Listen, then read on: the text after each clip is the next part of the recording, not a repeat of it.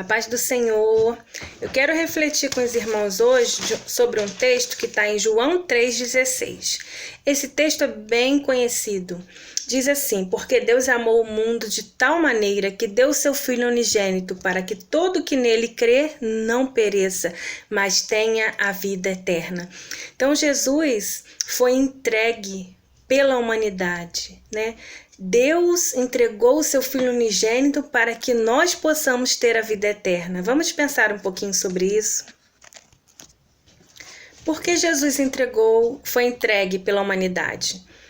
Diz a palavra que Adão, o primeiro homem, ele pecou.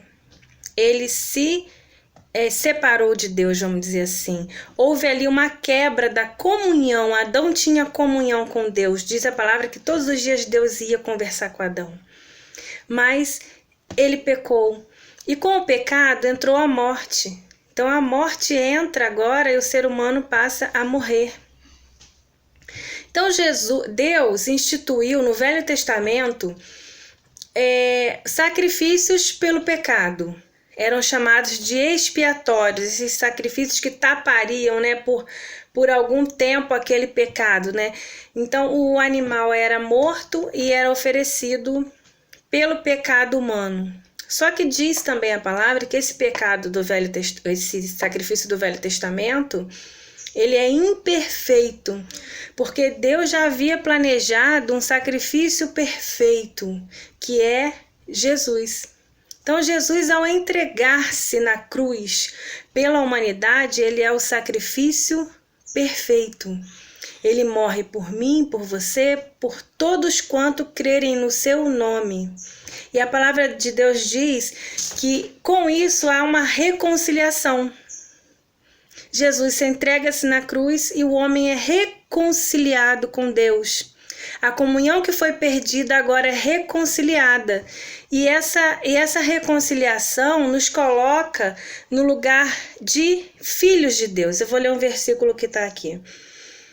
Todos quantos receberam, deu-lhes o poder de serem feitos filhos de Deus, aos que creram no seu nome. Então, todos que recebem a Jesus como Senhor e Salvador, ele dá o poder de ser feito filho. Ele, como filho primogênito, agora dá o direito de nós sermos também filhos. Porque muitos podem, vamos pensar um pouquinho assim, muitos podem dizer assim: ah, mas eu creio no Criador. Muitos vão ter esse discurso: eu creio no Criador. Eu creio num Criador que fez tudo. Mas nós não estamos falando de crer no Criador, nós estamos falando de crer em Jesus como Senhor e Salvador. O que eu estou falando é de crer como Senhor e Salvador.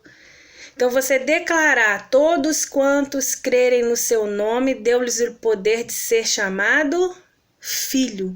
É uma declaração que nós fazemos quando recebemos a Jesus. E como que isso funciona? Jesus morreu na cruz, entregou-se por nós, derramou o seu sangue, o sangue do Cordeiro, né? Se a gente for fazer uma comparação lá com a Páscoa lá com o Egito, quando Moisés foi tirar o povo do Egito, o que foi falado lá? Mate o cordeiro e passe o sangue nos umbrais, porque aonde passar a morte, o espírito da morte passar e tiver esse sangue, ele não entra. Então ali era a proteção pelo sangue, mas era ainda o sangue do animal. Hoje não, nós temos a proteção pelo sangue de Jesus. Então isso significa que nós não vamos morrer? Você pode pensar assim: ué, nós não vamos morrer, então estamos protegidos da morte. Só que Jesus disse também para Marta, ele disse assim: eu sou a ressurreição e a vida. Quem crê em mim, ainda que esteja morto, viverá. O que ele quis dizer com isso?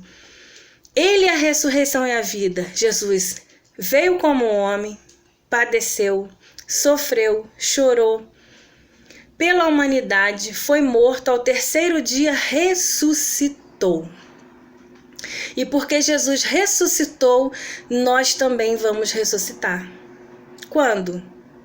Na eternidade, para a eternidade, naquele grande dia, quando Jesus vir buscar a sua igreja, o seu povo, nós também vamos ressuscitar. Então é uma promessa de salvação.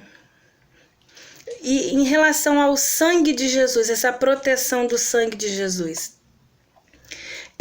eu fiz a comparação com o Velho Testamento para mostrar que através do sangue de Jesus derramado na cruz, nós podemos ter a vida eterna. Então a morte não tem poder sobre nós quando aceitamos a Jesus como Salvador. Não que a gente não vá morrer aqui nessa terra, mas temos a garantia de uma vida eterna com Cristo. Quando ele voltar, ele vai levar a sua igreja. Diz que a trombeta será tocada e nós seremos chamados. Todos que crerem e declararem que Jesus é seu Senhor e Salvador. Aí eu quero refletir um pouquinho sobre Jesus. Enquanto homem, ele passou tudo, ele teve que passar aqui tudo que um homem normal passaria. Diz a palavra que ele foi tentado, diz a palavra que ele chorou, que ele se compadeceu do próximo, ele teve compaixão, ele viveu aqui plenamente para que fosse morto e cumprisse a sua missão. Mas Jesus também, como Deus, ele é o verbo de Deus. Diz lá em João que ele é o verbo de Deus, que todas as coisas foram feitas por ele. Sem ele, nada do que se fez foi feito. Como assim? Quando Deus criou a humanidade, o homem, ele falou: façamos o homem à nossa imagem e semelhança. Ele estava falando ali da Trindade. Jesus já estava ali presente. Façamos. Deus não estava só. Jesus já existe de eternidade em eternidade como Deus, a Trindade. Mas Deus quis enviar seu Filho, concebido pelo Espírito Santo, e agraciou Maria. Maria foi agraciada e concebeu de Deus Jesus para salvar a humanidade. Então, eu quero ler também aqui os irmãos. Eu falei que Jesus é o verbo de Deus, né? Tudo foi feito por ele, sem ele nada do que se fez foi feito. Mas eu quero ler agora em Isaías 9, 6. Porque um menino vos nasceu, um filho se nos deu, e o principado está sobre os seus ombros, e o seu nome será, olha o nome, os nomes dados a Jesus: Maravilhoso, Conselheiro, Deus Forte, Pai da Eternidade, Príncipe da Paz. E o que acontece quando recebemos a Jesus como nosso Senhor e Salvador? Nós somos justificados. O que significa isso? Nós não somos justos, mas somos justificados pelo sangue de Jesus. E aí nós entramos no reino de Deus. Diz lá a palavra lá em João, Jesus fala a Nicodemos. Nicodemos era um mestre da lei. Jesus diz para Nicodemos: Nicodemos tem que nascer da água e do Espírito para entrar no reino de Deus. Tem que nascer de novo. O que é nascer de novo? Será que vamos ficar santos instantaneamente? Não, não é isso. A palavra diz que nós somos justificados e entramos no processo de salvação, no processo de santificação, perdão. Porque ao sermos justificados, recebemos como graça e misericórdia a salvação. E a salvação não é pelos méritos humanos, pelas obras, mas por graça. E aí, ao recebermos essa graça, somos justificados. É o sangue de Jesus que nos coloca no reino. É o sangue de Jesus que cobre a nossa vida, que nos mostra o caminho a seguir. E aí nós somos o quê? Limpos. O que é ser santificado? É ser limpo. limpo pelo caráter de Cristo, limpo pelo poder do Espírito Santo. E aí o Espírito Santo limpa cada dia a nossa vida e nos transforma e nos coloca cada vez mais próximos de Deus. É algo assim maravilhoso, né, irmãos? Eu não sei se eu consegui passar um pouquinho para vocês essa maravilha, essa bênção que é ser justificado por Cristo, saber que nós vamos para o céu, saber que nós somos salvos, saber que Cristo está conosco todos os dias da nossa vida. Eu quero terminar lendo um versículo que está em Isaías 53:4, que diz assim: verdadeiramente ele tomou sobre si as nossas enfermidades e as nossas dores levou sobre si, e a nós o reputamos por aflito, ferido de Deus, oprimido, mas ele foi ferido pelas nossas transgressões e moído pelas nossas iniquidades, o castigo que nos traz a paz.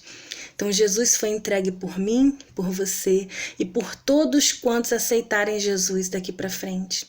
Então, moído e entregue por nós, o castigo que nos traz a paz. Cristo foi castigado para que a gente possa ter paz, para que a gente possa ter paz, e uma paz que vem de Jesus.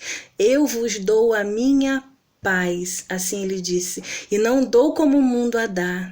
A paz que Cristo tem não é a paz que o mundo oferece, é uma paz que excede todo entendimento. Então que você fique com essa palavra, que o Espírito Santo de Deus esclareça na sua vida mais e mais. Se você ainda não aceitou Jesus, aceita Jesus. Você vai ver que a sua vida será transformada. Se você crê que alguém precisa ouvir uma palavra como essa, envia para a pessoa. Faça o ID do Senhor. Eu agradeço muito em nome de Jesus. Um abraço.